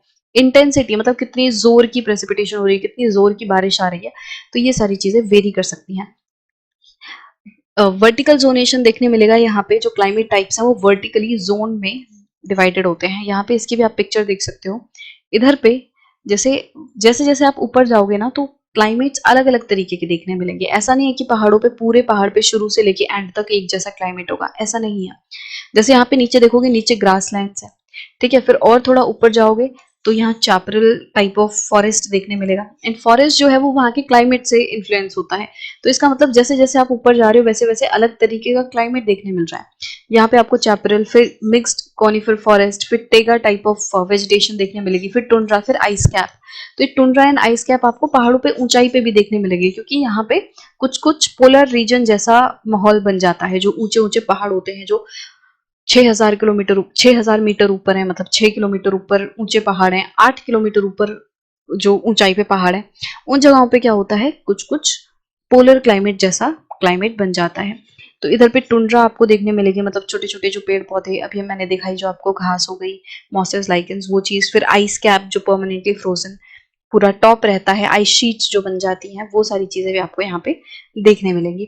तो कहने का मतलब क्या है कि जैसे जैसे आप वर्टिकली ऊपर जाओगे तो अलग अलग जगह पे अलग अलग क्लाइमेट देखने मिलेगा। ऊपर जितनी सर्दी है उतनी सर्दी आपको यहाँ नहीं देखने मिलेगी। तो जैसे जैसे ऊपर जाओगे क्लाइमेट चेंज होगा, और उसके साथ साथ वेजिटेशन भी चेंज होगी। तो ये था हाईलैंड टाइप ऑफ क्लाइमेट, जिसमें जो वर्टिकल जोनेशन है वो देखने मिलेगा, और यहाँ माउंटेन जो है उसकी ऊंचाई की वजह से टेम्परेचर चेंज हो रहा है। अब बात करते हैं क्लाइमेट चेंज के बारे में। हमने वैसे तो क्लाइमेट्स के बारे में जान लिया कि किस तरीके से वर्ल्ड में अलग अलग क्लासिफिकेशन है क्लाइमेट्स की। अब देखते हैं कि क्लाइमेट में चेंज कैसे आ रहा है। सो सबसे पहले तो जो भी हमने अभी तक चैप्टर्स पढ़े हैं, जो भी हमने क्लाइमेट के बारे में पढ़ा है, वो किस बारे में था कि भाई अभी किस तरीके का क्लाइमेट नॉर्मली प्रिवेल करता है, किस तरीके का क्लाइमेट हमें दिखता है, हमने उस बारे में बात की थी। जो भी अभी हम क्लाइमेट एक्सपीरियंस कर रहे हैं, हो सकता है वो लगभग 10,000 साल पहले जो है वो शुरू हुआ हो। मतलब इस तरीके का क्लाइमेट जो भी अभी है, हो सकता है उसकी शुरुआत लगभग 10,000 साल पहले शुरू हुई हो। ठीक है, जो कि बीच बीच में हो सकता है उसमें कुछ चेंजेस आए हों, कभी छोटे मोटे, कभी ज्यादा चेंजेस आ सकते हैं। जो प्लैनेट अर्थ है, जो हमारा ये प्लैनेट है, उसने ना अपनी शुरुआत से ही बहुत सारे चेंजेस देखे हैं क्लाइमेट में। तो जो आज क्लाइमेट है अर्थ के ऊपर, वो सेम नहीं है जो कि उसके बिगनिंग में था। जब अर्थ बनी थी तो बहुत अलग क्लाइमेट था और आज बहुत अलग क्लाइमेट है। जियोलॉजिकल रिकॉर्ड से हमें ये पता चलता है कि हमें अलग अलग टाइम पे ग्लेशियल एंड इंटरग्लेशियल प्लेट्स जो है वो देखने के लिए मिलते हैं। इसी के साथ साथ जो जियोमॉर्फोलॉजिकल प्रोसेसेस होते हैं या जियोमॉर्फोलॉजिकल फीचर्स हैं, जब उनकी स्टडी की गई high altitude and high latitude वाले एरियाज पे, तो हमें क्या पता चला कि वहां पे retreat and advance of glacier हुआ है। मतलब ये जो higher latitude and higher altitude वाले जो रीजन्स हैं, यहाँ पे कभी ऐसा टाइम था जब बहुत ज्यादा ग्लेशिएशन होता था, जब बहुत सारे ग्लेशियर्स थे, और उसके बाद एक ऐसा टाइम आया जब वो सारे ग्लेशियर्स पिघल गए, रिट्रीट कर गए। जब ग्लेशियर लेक्स के सेडिमेंट्स की स्टडी की गई तो उससे भी पता चला कि वार्म एंड कोल्ड पीरियड्स आए थे, कि एक टाइम ऐसा था कि जब जो पीरियड है वो वार्म था, गर्म था, तो गर्म वाले माहौल में जो डिपॉजिटेड मटेरियल होगा वो अलग होगा, ठंडे क्लाइमेट में जो मटेरियल डिपॉजिटेड होगा वो अलग होगा। तो साइंटिस्ट ने इस चीज को स्टडी किया और पता लगाया कि जब ग्लेशियर लेक्स में जो डिपॉजिट्स हैं वो किस किस तरीके के टाइम पीरियड में वो डिपॉजिट हुए थे। तो वार्म एंड कोल्ड क्लाइमेट हमें, या वार्म एंड कोल्ड पीरियड्स जो है वो देखने को मिले। इसी तरीके से जो ट्रीज होती हैं, ट्रीज के अंदर जो रिंग्स होती हैं, उनसे हमें क्लू मिलता है, उनसे हमें आइडिया मिलता है कि कैसे वेट एंड ड्राई पीरियड्स होते हैं। ठीक है, कि मतलब जो ट्री के रिंग है उसमें कुछ फॉर्मेशन में चेंज आ जाता होगा। वेट पीरियड में वो कुछ अलग तरीके की रिंग बनती होगी, ड्राई पीरियड में कुछ अलग तरीके से बनती होगी। तो साइंटिस्ट के पास अपने तरीके होंगे ये पता लगाने के कि कौन सी रिंग कैसे पीरियड में बनी है। तो ये सारे जो हिस्टोरिकल रिकॉर्ड्स हैं हमें ये बताते हैं, इस तरफ ये इशारा करते हैं कि क्लाइमेट जो है उसमें विगरीज या चेंजेस आना बहुत ही नॉर्मल चीज है। क्लाइमेट में हमेशा चेंज आते रहते हैं। क्लाइमेट चेंज जो है वो एक बहुत ही नेचुरल एंड कंटिन्यूअस प्रोसेस है। अब जब क्लाइमेट चेंज आता रहता है, पूरे अर्थ के ऊपर क्लाइमेट चेंज आया है, तो जाहिर सी बात है इंडिया के ऊपर भी क्लाइमेट चेंज आया होगा। तो इंडिया ने भी वेट एंड ड्राई पीरियड्स को एक्सपीरियंस किया है, इंडिया ने भी ग्लेशिएशन को एक्सपीरियंस किया है। तो आर्कियोलॉजिकल फाइंडिंग से ये पता चलता है कि जो राजस्थान डेजर्ट वाला इलाका है वो आज से 10,000 साल पहले, या यूं कहें 8,000 बीसी में, वहां पे वेट एंड कूल क्लाइमेट था। मतलब जो आज पूरा डेजर्ट वाला इलाका है राजस्थान का, पूरा रूखा सूखा बंजर इलाका है, रेगिस्तान इलाका है, वहां पे 8,000 बीसी में वेट एंड कूल क्लाइमेट था। 3,000 से लेकर 1700 बीसी में वहां बहुत रेनफॉल होती थी। 2000 से लेकर 1700 बीसी के टाइम पे क्या था, ये रीजन हड़प्पन सिविलाइजेशन का सेंटर हुआ करता था। बट उसके बाद यहाँ पे ड्राई कंडीशंस जो है वो बढ़ने लग गई। तो वही है कि लगभग 10,000 साल पहले ड्राई कंडीशंस जो है वो बढ़ने लग गई और आज वाला जो क्लाइमेट है वो बना है इंटरग्लेशियल पीरियड जिसे हम कह रहे हैं। जियोलॉजिकल पास्ट में क्या हुआ है, अर्थ जो है लगभग 300 से 500 या 500 से 300 मिलियन साल पहले क्या थी, 500 टू 300 मिलियन ईयर्स एगो अर्थ जो है वो काफी वार्म थी। तो कौन कौन सा पीरियड था, ये 500 से लेकर 300 मिलियन ईयर्स पहले वाला जो पीरियड है वो कैम्ब्रियन, ओर्डोविशियन, सिलूरियन पीरियड्स को कवर करता है। तो अर्थ का जो टाइम पीरियड है उसको हमने अलग अलग टाइम फ्रेम में बांटा हुआ है। तो ये Cambrian, Ordovician, Silurian time periods जो है वो 500 से 300 मिलियन ईयर्स साल पहले वाले पीरियड्स हैं। इसके साथ साथ जो प्लीस्टोसिन इपॉक है, इपॉक भी एक टाइम पीरियड की कैटेगराइजेशन है, जैसे इयन, एरा, पीरियड, इपॉक, इस तरीके से होता है। सो यहाँ पे प्लीस्टोसिन इपॉक में ग्लेशियल एंड इंटरग्लेशियल पीरियड्स जो है वो हुए थे। लास्ट मेजर जो ग्लेशियल पीरियड हुआ था, सबसे ज्यादा जो पीक थी ग्लेशियल पीरियड की, वो 18,000 साल पहले थी। और जो प्रेजेंट इंटरग्लेशियल पीरियड है वो 10,000 साल पहले शुरू हुआ। अब रिसेंट पास्ट में क्लाइमेट कैसा रहा है, रिसेंट पास्ट में ना बहुत सारे एक्सट्रीम वेदर्स देखने मिले हैं। 1990s का जो पूरा पीरियड है उस टाइम पे बहुत ज्यादा extreme temperature, extreme weather events को रिकॉर्ड किया गया। 1990s वाला जो पूरा दशक है उसमें warmest temperature of the century, 1900 वाली जो पूरी सेंचुरी है, मतलब 20th जो पूरी सेंचुरी है, उसमें बहुत ज्यादा वार्म टेम्परेचर रिकॉर्ड किया गया 1990s के दौरान। मतलब 1991, 92, 93 जो पूरा मतलब ये 90s वाला दौरान है, टाइम पीरियड है, उसके टाइम पे हमें मैक्सिमम टेम्परेचर देखने मिला पूरी शताब्दी का, पूरी सेंचुरी का। इसके साथ साथ बहुत ज़्यादा फ्लड्स आए पूरे दुनिया भर में, इतने गंदे फ्लड्स आए, इतने ज़्यादा डिवास्टेशन उन्होंने किया जो कि कभी पहले नहीं हुए थे।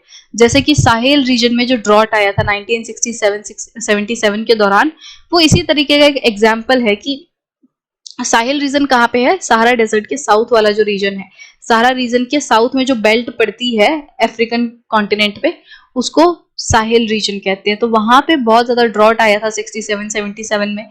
तो ऐसा ही एक एक्सट्रीम इवेंट है। इसी तरीके से 1930s के दौरान सीवियर ड्रॉट आए थे यूनाइटेड स्टेट्स के साउथ वेस्टर्न ग्रेट प्लेन्स में। तो ये सारे जो इवेंट्स है, जैसे साउथ वेस्टर्न ग्रेट प्लेन्स में जो ये ड्रॉट हुआ था यूएसए के, इसको डस्ट बोल कहते हैं यहाँ पे। अब ये जो हिस्टोरिकल रिकॉर्ड्स हैं क्रॉप यील्ड के, या फिर ये जो क्रॉप घट रही है, इस सब से हमें क्या पता चलता है, ये जो एक्सट्रीम फ्लड्स हो रहे हैं, एक्सट्रीम वेदर इवेंट्स हो रहे हैं, इससे हमें ये पता चलता है कि जो क्लाइमेट है वो बहुत ज्यादा चेंज हो रहा है। अब यूरोप में भी ये क्लाइमेट चेंज हुए हैं। तो यूरोप के दौरान क्या हुआ है कि यूरोप में warm and wet, cold and dry periods को एक्सपीरियंस किया गया है। तो लगभग 10th एंड 11th सेंचुरीज के दौरान क्या था कि यूरोप में वार्म एंड ड्राई कंडीशंस को एक्सपीरियंस किया, और इसी वार्म एंड ड्राई कंडीशन की वजह से क्या हुआ, जो वाइकिंग्स हैं, वाइकिंग्स कौन थे, वो पायरेट एंड ट्रेडर्स थे, उन्होंने ग्रीन लैंड में शिफ्ट कर दिया था, क्योंकि नॉर्मल यूरोप में टेम्परेचर बढ़ गया था, तो वो ग्रीन लैंड में चले गए क्योंकि वहां टेम्परेचर ठंडा था। यूरोप ने थोड़ा सा आइस एज वाला टाइम भी एक्सपीरियंस किया, लगभग 1550 से लेके 1850 वाले टाइम में थोड़ा आइस एज वाला टाइम पीरियड जो है वो उसने एक्सपीरियंस किया। और 1885 से लेके 1940 के बीच का जो टाइम पीरियड है ना, इसमें टेम्परेचर बहुत ज्यादा बढ़ा है, अपवर्ड ट्रेंड हुआ है। ठीक है, तो अब टेम्परेचर बढ़ रहा है, अब कोई आइस एज वाली उम्मीद नहीं है, मतलब अभी जो हम अपने आसपास वाले टाइम में देख रहे हैं, टेम्परेचर बढ़ रहा है। और 1940 के बाद से जो रेट ऑफ इंक्रीज है वो थोड़ा कम हुआ है, बट ओवरऑल बढ़ रहा है। मतलब 1885 से लेके 1940 के बीच में जिस तेजी से टेम्परेचर बढ़ा था, अभी उतनी तेजी से नहीं बढ़ रहा है, बट बढ़ जरूर रहा है। अब इस क्लाइमेट चेंज के क्या क्या कारण है? अब कोई एक कारण नहीं हो सकता, बहुत सारे कारण हैं, और इन कारणों को हमने दो कैटेगरीज में ग्रुप कर दिया है, astronomical and terrestrial causes. Astronomical causes वो सारे कॉजेज है जो कि सोलर आउटपुट से रिलेटेड है, मतलब कि ऐसे कॉजेज जो कि सूरज की आने वाली जो किरणें हैं उनको अफेक्ट करते हैं। ठीक है, जैसे सनस्पॉट है, सनस्पॉट एक्टिविटी, सनस्पॉट क्या होते हैं, डार्क एंड कूलर पैचेस होते हैं सन के सरफेस के ऊपर। तो ये जो है वो साइक्लिक मैनर में इंक्रीज और डिक्रीज करते रहते हैं, लगभग हर 11 साल में ये इंक्रीज और डिक्रीज करते हैं। तो इससे क्या होता है कि जैसे कुछ जो मीटरोलॉजिस्ट हैं वो ये कहते हैं कि जब नंबर ऑफ सनस्पॉट इंक्रीज कर जाएगा तो कूलर एंड वेटर वेदर बढ़ जाएगा। मतलब जब देखो ये सनस्पॉट क्या है, डार्क एंड कूलर पैचेस है, तो जब सनस्पॉट बढ़ जाएंगे तो अर्थ के ऊपर थोड़ी ठंडिया हो जाएगी, थोड़ा सा वेटर मतलब थोड़ा गीला वेदर हो जाएगा, और ग्रेट स्टॉर्मीनेस हो जाएगी, आंधी वगैरह ज्यादा बढ़ जाएगी। और अगर इन सनस्पॉट का डिक्रीज होगा तो अर्थ के ऊपर वार्म टेम्परेचर और ड्राई कंडीशन बढ़ जाएंगी। बट ये सारी फाइंडिंग्स बहुत ज्यादा स्टैटिस्टिकली सिग्निफिकेंट नहीं है कि किस तरीके से इंक्रीज और डिक्रीज ऑफ सनस्पॉट हमें असर करता है। दूसरा जो एस्ट्रोनॉमिकल थ्योरी है वो है मिलानकोविच ऑसिलेशंस। इसमें क्या बोला गया है कि जो अर्थ के ऑर्बिट है, अर्थ की जो ऑर्बिटल साइकिल है, कि अर्थ किस तरीके से सन के राउंड घूम रही है और उस ऑर्बिट में क्या चेंज आ रहा है, अर्थ की जो वॉबलिंग है, अर्थ जो हिलती है इस तरीके से लेफ्ट राइट हिलना, उसको वॉबलिंग कहते हैं। तो जो अर्थ वॉबल करती है, अर्थ की जो एक्सियल टिल्ट है, अर्थ जो है वो 23.5 डिग्री टिल्ट करती है ना। अब ये सारी चीजें जो हैं, ये जो ऑर्बिटल साइकिल है, वॉबलिंग है, अर्थ की एक्सिस का टिल्ट है, ये सारी चीजें जो हैं ये अर्थ पे रिसीव होने वाली इंसोलेशन को अफेक्ट करती हैं, कि अर्थ पे जो सूरज की किरणें आएंगी वो कितनी ज्यादा कितनी कम आएंगी, ये चीजें जो हैं वो अफेक्ट करती हैं। तो जब सन की जो इनकमिंग सोलर वेव्स हैं जब वो इंक्रीज और डिक्रीज होंगी तो उससे अर्थ के ऊपर जो क्लाइमेट है वो भी अफेक्ट होगा। अगर ज्यादा सूरज की किरणें रिसीव होंगी तो ज्यादा गर्मी होगी, क्लाइमेट वार्म होगा। अगर कम सूरज की किरणें रिसीव होंगी तो वार्मर क्लाइमेट नहीं होगा, क्लाइमेट थोड़ा ठंडा होगा। अब नेक्स्ट अगर हम बात करें, जो नेक्स्ट ग्रुप है वो टेरेस्ट्रियल एक्टिविटीज का है। तो टेरेस्ट्रियल रीजंस क्या है? वॉल्केनिज्म, वॉल्केनिज्म जो है दूसरा एक क्लाइमेट चेंज का कारण है। वॉल्केनिक इरप्शंस में क्या होता है आपको पता है, बहुत सारे डस्ट पार्टिकल्स, बहुत सारी गैसेस, एरोसॉल्स, ये सारी चीजें जो है वो निकलती हैं। ये जो एरोसॉल्स होते हैं, एरोसॉल होता है कि जब लिक्विड में डस्ट पार्टिकल सस्पेंड करता है, मतलब लिक्विड है उसके अंदर डस्ट पार्टिकल है और वो हवा में सस्पेंड कर रहे हैं, तो ये चीज एरोसॉल होती है। अब ये जो एरोसॉल है ना, ये बहुत ज्यादा देर तक एटमॉस्फेयर में रह सकते हैं। इसकी वजह से क्या होता है, एरोसॉल क्या करते हैं, वो सूरज की किरणों को वापस लौटा देते हैं। जब बहुत ज्यादा एरोसॉल होंगे तो वो बहुत ज्यादा सूरज की किरणों को लौटाएंगे। तो अर्थ के ऊपर कम सूरज की किरणें पहुंचेंगी तो अर्थ ठंडी होगी। तो पिनाटोबा एंड एल्सियोन जो वॉल्केनिक इरप्शन हुए थे, इसमें क्या हुआ था कि इसमें इतना सारा ये एरोसॉल रिलीज हुआ था कि काफी सालों तक अर्थ का टेम्परेचर जो है वो थोड़ा कम हो गया था, क्योंकि आसमान में वो एरोसॉल बने हुए थे जो कि सूरज की किरणों को वापस लौटा दे रहे थे। बहुत सारी किरणें वापस लौट जा रही थी। तो जितनी पहले हीट हुआ करती थी इन वॉल्केनिक इरप्शन से पहले जो हीट हुआ करती थी, अब उतनी हीट नहीं थी। मतलब कुछ टाइम तक जो टेम्परेचर है वो ठंडा हो गया, फिर जब वो एरोसोल हट गए तो वापस से टेम्परेचर गर्म हो गया, पहले जैसा हो गया। तो ज्यादातर जो एंथ्रोपोजेनिक एक्टिविटीज हैं जो क्लाइमेट को अफेक्ट करती हैं, वो कौन सी एक्टिविटीज हैं, वो वाली एक्टिविटीज हैं जो कि ग्रीन हाउस गैसेस को रिलीज कर रही हैं। जैसे फॉसिल फ्यूल का बर्न करना, फॉसिल फ्यूल्स को जब हम जलाते हैं तो उससे बहुत सारी ग्रीन हाउस गैसेस जो है वो निकलती हैं। उन ग्रीन हाउस गैसेस का जो कॉन्सेंट्रेशन है वो एटमॉस्फेयर में होता है, तो वो ज्यादा हीट ट्रैप करती हैं, और जब ज्यादा हीट ट्रैप करेंगे तो ज्यादा ग्लोबल वार्मिंग होगी। ठीक है, तो ग्लोबल वार्मिंग क्या है? ग्लोबल वार्मिंग आपको नाम से ही समझ आएगा कि ऐसी एक्टिविटी है, ऐसा फिनोमेना जिसमें अर्थ का टेम्परेचर गर्म हो रहा है। क्यों होता है? ये ग्रीन हाउस गैसेस की वजह से होता है। तो एटमॉस्फेयर में ये जो गैसेस हैं ये ग्रीन हाउस की तरह काम करती हैं। इसमें क्या होता है कि जो इनकमिंग सोलर वेव्स हैं वो तो आ जाती हैं, वो तो इजीली अंदर घुस जाती हैं और अर्थ के सरफेस तक पहुंच जाती हैं।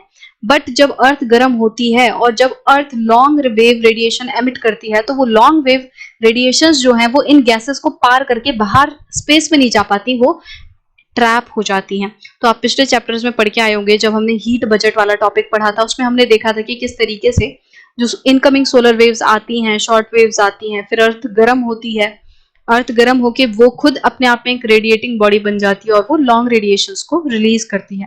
ये जो लॉन्ग रेडिएशंस है कुछ तो बाहर चली जाती हैं स्पेस में, बट काफी सारी लॉन्ग वेव रेडिएशंस जो है वो ट्रैप हो जाती हैं, उनको ये ग्रीन हाउस गैसेस ट्रैप कर लेती हैं और उसकी वजह से अर्थ का टेम्परेचर बढ़ जाता है। तो ये सारी एक्टिविटीज, वो सारे प्रोसेसेस जो कि एटमॉस्फेयर को वार्म करते हैं, उनको हम मिला के ग्रीन हाउस इफेक्ट कहते हैं। अब ये ग्रीन हाउस वर्ड कहाँ से निकल के आया? तो होता क्या है कि जो ठंडे क्लाइमेट है ना, वहां पे हीट को प्रिजर्व करने के लिए ग्रीन हाउस का इस्तेमाल किया जाता है। ग्रीन हाउस जो है वो ग्लास का बना होता है, कांच का बना होता है। ग्लास क्या करते हैं, ग्लास जो है वो इनकमिंग शॉर्ट वेव्स के लिए तो ट्रांसपेरेंट होते हैं। जो कांच होता है वो इनकमिंग सोलर जो रेडिएशंस होती हैं, जो सूरज की किरणें होती हैं, उन्हें तो अपने में से पास होने देता है, बट जो लॉन्ग वेव्स होती हैं, जो लॉन्ग वेव रेडिएशन होती है, वो बाहर नहीं जा पाती। ठीक है, तो होता क्या है कि जो कांच है वो अपने में से सूरज से आने वाली किरणों को तो घुसा लेता है, पार होने देता है, बट फिर धरती से जो वापस किरण जाती है तो उसको वो पार नहीं होने देता। जैसे आप यहाँ पे देखो कि मान लो ये एक कांच है, ठीक है, एक कांच का एक हमने एक रूम टाइप बना लिया, ये सरफेस है। अब इस सरफेस पे क्या हुआ कि जो सूरज से किरण आएगी वो तो घुस जाएगी इसमें, ये कांच का था, इस कांच के अंदर एंटर कर गई, बट अब यहाँ से जो लॉन्ग वेव रेडिएशन जाएगी वो इसके पार नहीं जा पाएगी, वो यहीं ट्रैप हो जाएगी। तो इससे क्या होगा कि इस कांच के रूम में, इस ग्लास के रूम में हीट जो है वो ट्रैप हो जाएगी। तो ग्लास जो है वो हीट को अलाउ तो करता है, बट उसको मतलब आने तो देता है बट वापस नहीं जाने देता, जिसकी वजह से टेम्परेचर जो है इस ग्लास हाउस के अंदर बढ़ जाता है, वार्मर हो जाता है। इसका एग्जाम्पल आप ऐसे देख सकते हो कि जैसे जो कार होती हैं या बस होती हैं जिनके कांच बंद होते हैं, जैसे पूरे दिन भर जो है कार धूप में खड़ी थी, उसके कांच बंद थे, और फिर जब शाम को आप जाओगे, कार में चढ़ोगे, बैठोगे, तो बहुत ज्यादा गर्मी महसूस होगी। ऐसा क्यों? क्योंकि कार के जो कांच है उन्होंने हीट को अंदर तो आने दिया बट कार से बाहर नहीं जाने दिया, तो पूरा गर्माहट बढ़ जाती है। सिमिलरली सर्दियों में भी देखोगे, सर्दियों में भी कांच से बंद पूरी कार है, ठीक है, कांच पूरे लगे हुए हैं, हीट अंदर आएगी, हीट अंदर तो आ जाएगी, मतलब सन की रेज अंदर तो आ जाएंगी बट बाहर नहीं जा पाएंगी, तो अंदर हीट बढ़ जाएगी, कार में हीट बढ़ जाएगी। तो गर्मियों के टाइम में तो ये बढ़ी हुई जो हीट है वो बहुत बेकार लगती है, बट सर्दियों के टाइम में यही हीट अच्छी लगती है कि चलो कार में थोड़ा गर्म माहौल है। तो ऐसे आप समझ सकते हो, इसको ऐसे भी समझ सकते हो कि जैसे आपने देखा होगा कि नॉर्मली अचार को ना कांच की बरनी में रखते हैं, कांच के जार में रखते हैं। उससे क्या होता है, जैसे जब अचार डालते हैं तो अचार को पकाने के लिए, उसको अच्छे से गलाने के लिए धूप में रखा जाता है। और धूप में भी क्या कहते हैं कि प्लास्टिक में मत रखो, कांच में रखो। तो कांच से क्या होता है कि जब कांच का बर्तन रहता है ना, उसमें हीट आती है और ट्रैप हो जाती है, तो वो जो हीट है ना वो फिर अचार को अच्छे से पका देती है, उसे गला देती है, ऐसे भी समझ सकते हो। तो बेसिकली ये जो पूरा प्रोसेस है, जो ग्रीन हाउस है ना, उसी की तरह गैसेस भी काम कर रही हैं। जो हमने एक कांच का ग्लास देखा, जो ग्लास हाउस है जिसे हम ग्रीन हाउस भी कहते हैं, ठीक है, इस ग्लास हाउस को, इस कांच के घर को, कांच के रूम को हम ग्रीन हाउस कहते हैं।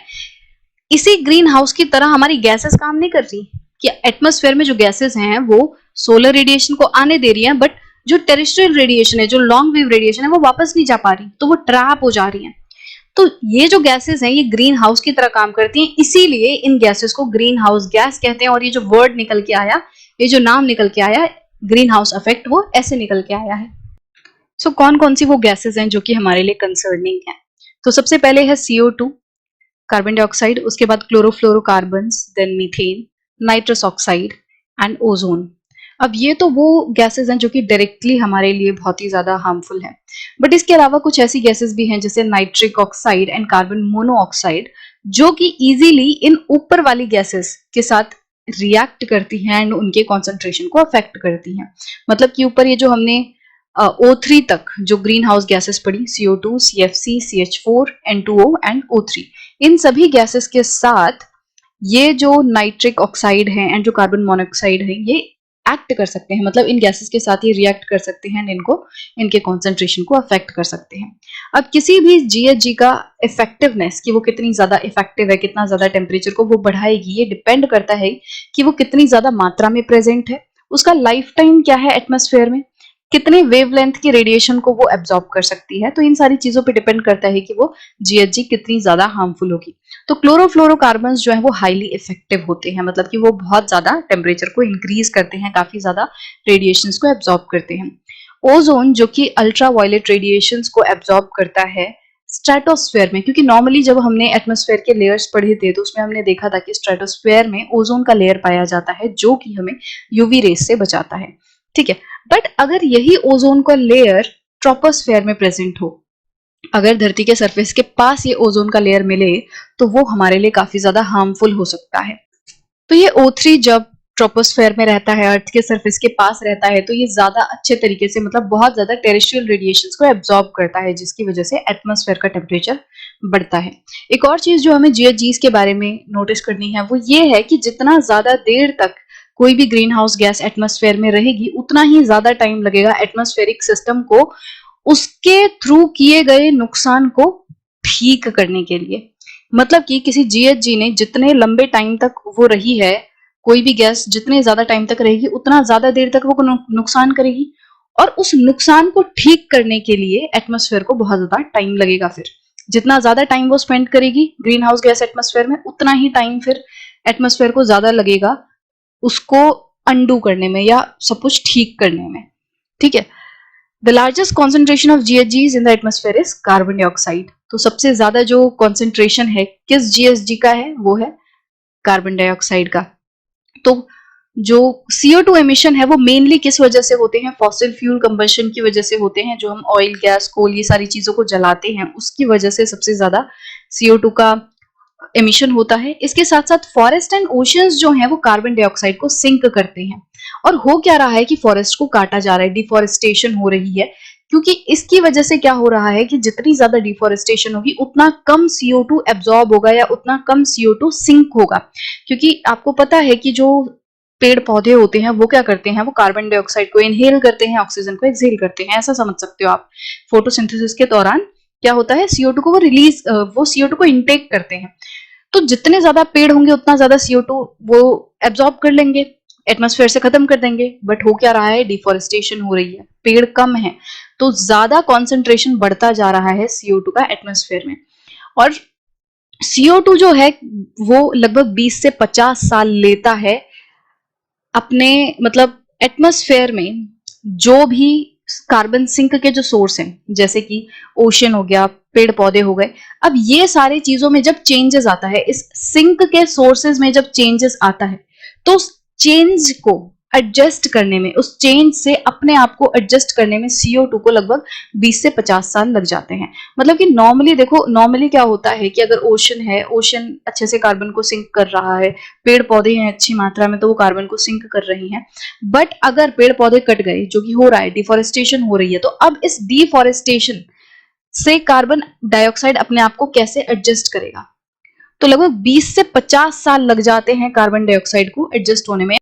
सो कहने का मतलब ये है कि जो सोर्सेज से लेके सिंक तक के बीच में जो डिफरेंस होता है, सोर्सेज आप ऐसे समझ सकते हो यहाँ पे कि जो चीजें कार्बन डाइऑक्साइड को एमिट कर रही हैं, रिलीज कर रही हैं, सिंक मतलब जो कार्बन डाइऑक्साइड को एब्जॉर्ब कर रही हैं, उसको खत्म कर रही हैं। तो इन चीजों के बीच में जो भी चेंजेस आते हैं, उनसे कार्बन डाइऑक्साइड अपने आप को 20 से 50 सालों में एडजस्ट कर पाता है। एडजस्ट करने का मतलब ये है कि जो इक्विलिब्रियम होता है कि हम कितना एमिट कर रहे हैं और कितना एब्जॉर्ब हो रहा है, वो एक बैलेंस बनना कि जितना एमिट किया जा रहा है उतना ही एब्जॉर्ब हो रहा है, तो उस इक्विलिब्रियम को बनने में लगभग 20 से 50 साल लग जाते हैं। CO2 अपने आप को 20 से 50 साल में एडजस्ट करता है। So it is rising at about 0.5% annually, और ये जो CO2 का अमाउंट है वो लगभग 0.5% एनुअली बढ़ रहा है।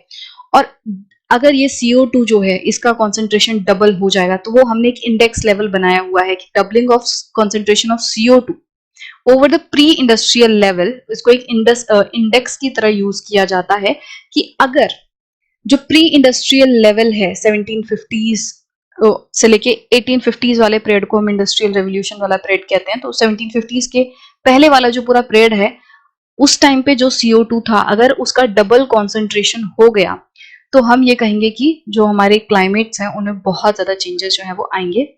और कितना चेंजेस आ रहा है, कितना अफेक्ट पड़ रहा है, उसको काउंट करने के लिए भी इस लेवल को यूज किया जाता है। तो क्लोरोफ्लोरोकार्बन्स जो हैं ये ह्यूमन एक्टिविटी के प्रोडक्ट्स हैं, कि जो ह्यूमन काम कर रहे हैं, जो ह्यूमन एक्टिविटीज कर रहे हैं, जैसे जो कूलिंग अप्लायंसेस होते हैं, एसीज हो गए, रेफ्रिजरेटर्स हो गए, उन सब में क्लोरोफ्लोरोकार्बन्स का यूज किया जाता है, तो उसका रिलीज ऐसे होता है। अब देखो होता क्या है ना कि जो ओजोन स्ट्रेटोस्फेयर में है, वो अच्छा ओजोन है, वो हमारे लिए हेल्प करता है, वो यूवी रेस से हमें प्रोटेक्ट करता है। तो ये जो क्लोरोफ्लोरोकार्बन्स है ना, ये क्या करते हैं, ये नीचे से हम रिलीज कर रहे हैं इन्हें, और ये उड़ते उड़ते ऊपर स्ट्रेटोस्फेयर में चले जाते हैं, और स्ट्रेटोस्फेयर में ये क्या करते हैं, ओजोन के साथ रिएक्ट करते हैं, ओजोन को डिप्लीट कर देते हैं। तो स्ट्रेटोस्फेयर में जो ओजोन का लेयर है उसको डिप्लीट करने में सबसे इंपॉर्टेंट रोल कौन प्ले कर रहा है, क्लोरोफ्लोरोकार्बन्स। ये क्लोरोफ्लोरोकार्बन्स क्या करते हैं, ये ओजोन लेयर को डिप्लीट कर देते हैं, जिससे क्या होता है कि अगर ओजोन लेयर डिप्लीट हो गया तो उसकी वजह से यूवी रेज जो है वो डायरेक्टली अंदर घुस जाएंगी, ट्रोपोस्फेयर में आ जाएंगी और हम तक पहुंचेंगी, हमें नुकसान पहुंचाएंगी। तो ये चीज हमने एंटार्क्टिका के ऊपर देखी थी। एंटार्क्टिका के ऊपर ओजोन का लेयर जो है वो डिप्लीट हो गया था, मतलब उसमें काफी ज्यादा कमी आ गई थी, लेयर पतला हो गया था, जिस वजह से यूवी रेज वगैरह जो है उनके अंदर आने का खतरा हो गया था। बट ये सारी दिक्कतों को देखते हुए जो इंटरनेशनल कम्युनिटी है, इंटरनेशनल लेवल पे जो गवर्नमेंट है और सारी कम्युनिटीज है, उन्होंने एफर्ट्स लगाए, इनिशिएट किया कि हमें जीएचजीज को रिड्यूस करना है, उनके एमिशन को रिड्यूस करना है, और इसके लिए 1997 में क्योटो प्रोटोकॉल लाया गया। ये प्रोटोकॉल जो है वो 2005 में इसको एक तरीके से इफेक्ट में लाया गया था, इम्प्लीमेंट किया गया था। तो 1997 में एक तरीके से इसको अनाउंस किया, 2005 में इसे इम्प्लीमेंट किया। 141 नेशंस ने इसको रेटिफाई किया, मतलब अपने अपने पार्लियामेंट में इसको पास किया, एक्सेप्ट किया। क्योटो प्रोटोकॉल क्या कहता है कि जो 35 इंडस्ट्रियलाइज्ड कंट्रीज हैं उनको क्या करना है, उनको 1990s के टाइम पे जो लेवल था, जो जीएचजीस का लेवल था, उससे 5% कम करना है। मतलब 1990s के टाइम पे जो भी ग्रीन हाउस गैसेस का एमिशन हो रहा था, जो अमाउंट था, उससे 5% कम पे लाना है ग्रीन हाउस गैस एमिशन को बाय द ईयर 2012। ये उनका एम था। ठीक है, खैर अभी भी बहुत कुछ ज्यादा हुआ नहीं है, आज हम 2025 में बैठे हैं, बट फिर भी बहुत ज्यादा चेंजेस नहीं आए हैं। तो जैसे जैसे कॉन्सेंट्रेशन बढ़ेगा जीएचजीस का, ग्रीन हाउस गैसेस जैसे जैसे बढ़ेंगी, इसकी वजह से धीरे धीरे करके अर्थ जो है वो वार्म होती जाएगी। और एक बार अर्थ वार्म हो गई, एक बार ये ग्लोबल वार्मिंग हो गई, तो फिर उसको रिवर्स करना बहुत मुश्किल होगा। और हो सकता है कि जो ग्लोबल वार्मिंग है ना, उसका अफेक्ट हर जगह सेम ना हो, ऐसा नहीं, मतलब जरूरी नहीं है कि जो अफेक्ट इंडिया पे ग्लोबल वार्मिंग का पड़ेगा वही किसी और देश पे भी पड़े, ऐसा नहीं होगा। बट ये जरूर पता है कि जो भी असर होगा वो बेकार होगा। कहीं पे कम असर पड़ेगा, कहीं पे कम नुकसान होगा तो कहीं पे ज्यादा नुकसान होगा। भले ही इक्वल नुकसान ना हो बट कहीं पे कम होगा, कहीं पे ज्यादा होगा, नुकसान जरूर होगा। सो नेवरदलेस जो एडवर्स अफेक्ट है ग्लोबल वार्मिंग की वजह से, वो सबको एडवर्सली अफेक्ट करेंगे, वो हमारे लाइफ सपोर्टिंग सिस्टम को एडवर्सली अफेक्ट करेंगे। तो जैसे जैसे ग्लोबल वार्मिंग होगी, आइस कैप जो है, ग्लेशियर्स जो है वो पिघलेंगे, सी लेवल बढ़ेगा, जो लोअर एरियाज हैं, कोस्टल हैं, आइलैंड्स हैं, वो सब पानी में डूबेंगे, सोशल प्रॉब्लम्स क्रिएट होंगी। तो इसीलिए जो ये ग्लोबल वार्मिंग है, ये काफी इंपॉर्टेंट कंसर्निंग मैटर है हम सबके लिए, पूरे वर्ल्ड के लिए। तो एफर्ट्स जो है वो लगाए जा रहे हैं एमिशन को रोकने के लिए, उसको रिड्यूस करने के लिए, कि किस तरीके से हम ग्लोबल वार्मिंग को कम कर सकते हैं या उसको रोक सकते हैं, जीएचजीज का रिडक्शन कर सकते हैं। तो हम एज अ कम्युनिटी ये होप कर सकते हैं कि हम इन चैलेंजेस से रिस्पॉन्ड करें, हम एक ऐसा लाइफस्टाइल अपनाएं जो कि अच्छा हो, सस्टेनेबल हो, जो कि आने वाली जनरेशन के लिए एक ऐसा माहौल छोड़ के जाए जो कि लिवेबल हो। तो one of the major concerns जो है वो ग्लोबल वार्मिंग है। और अब हम यहाँ पे ना कुछ टेम्परेचर्स की बात की गई है आपको ये बताने के लिए कि कितना कितना टेम्परेचर जो है वो बढ़ा है। तो नॉर्मल जो एवरेज एनुअल सी नियर सरफेस टेम्परेचर है, मतलब कि सरफेस के पास का जो एवरेज टेम्परेचर है पूरी धरती का, हर जगह का टेम्परेचर जो है उसका एवरेज ले लिया है। तो ऑन एन एवरेज जो अर्थ का नियर सरफेस टेम्परेचर है वो 14 डिग्री सेल्सियस है। तो यहाँ पे क्या देखा जा रहा है कि जो पूरा 20th सेंचुरी है उसमें काफी इंक्रीज देखा गया इस टेम्परेचर में। जो ग्रेटेस्ट वार्मिंग हुई थी वो 20th सेंचुरी के दौरान 1990s वाले पीरियड में हुई थी, वो भी दो पीरियड्स, मतलब 20th सेंचुरी मतलब ही 1990s वाला जो पीरियड है वो। बट 20th सेंचुरी में दो ऐसे पीरियड आए थे, 1901 से 44 एंड 1977 से 1999। ये दो पीरियड ऐसे थे जिसमें बहुत ज्यादा वार्मिंग देखी गई। लगभग जो वार्मिंग है वो 0.4 डिग्री सेल्सियस से बढ़ गई थी। ठीक है, और इन दोनों पीरियड के बीच में थोड़ी सी राहत मिली थी, थोड़ा सा ठंडा हुआ था मौसम, बट वो भी सिर्फ नॉर्दर्न हेमिस्फीयर में उसका ज्यादा इफेक्ट देखा गया। तो ग्लोबली क्या हो रहा है, एवरेज एनुअल मीन टेम्परेचर जो है वो बढ़ रहा है। अगर हम देखें कि 20th सेंचुरी के शुरुआत से लेकर 20th सेंचुरी के एंड तक 0.6 डिग्री सेल्सियस टेम्परेचर बढ़ चुका है। एक सेंचुरी में लगभग 0.6 degree Celsius temperature average temperature से ज्यादा ऊपर हो चुका है। ठीक है, 7 वार्मेस्ट ईयर्स जो है वो 1856 से लेके 2000 के बीच में देखने मिले, वो last decade of 20th century थे। मतलब अगर हम 1856 से लेके 2000 वाला पीरियड देखें, इस पीरियड में जो 7 वार्मेस्ट ईयर रहे वो 1990s वाले पीरियड है। ठीक है, 1990s के दौरान 7 ऐसे वार्मेस्ट पीरियड रहे जो कि मतलब जिन्होंने रिकॉर्ड तोड़ दिया।